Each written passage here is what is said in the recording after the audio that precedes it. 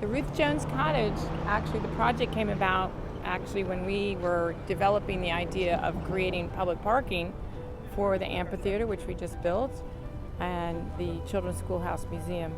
And this little house was on the property, and we went in to inspect it, and we realized what a gem we had. Once we saw the fireplace and the condition of the interior of the house, we felt like this had some legs to it. It had the opportunity to make it something different than it was. My North Star with designing it was kind of unspoiled Florida at my grandmother's house. And then I was lucky enough to meet Ruth Jones. When I was in there, we were sanding the floors or painting the walls or doing something, and this precious, precious woman comes up, and she's in green Crocs and a pink rose jacket.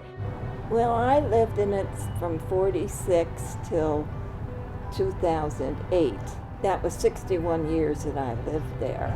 I was so amazed when they said that they were going to move it, and I said, how are you going to move this? The fireplace? No. Oh, no problem, no problem.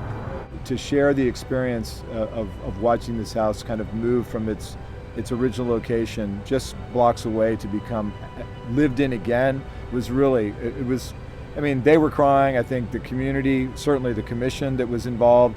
Chrissy's father took all of the pine paneling and he sanded it and did all the boards, and that's what's on the ceiling. Really just that I think it's a great example of reuse. We understand in historic preservation that it isn't always possible to use a property for its original use. Sometimes it isn't always possible to keep a historic property in its original site.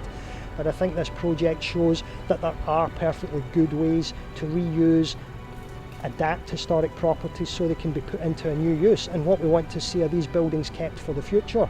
So by putting them into a profitable and viable use, we have ensured that this building will be there for future generations. I raised the 5 of them, and they're all grown up now, and I love my little house. You can make a new building look old, but you can't replace the life that was in it.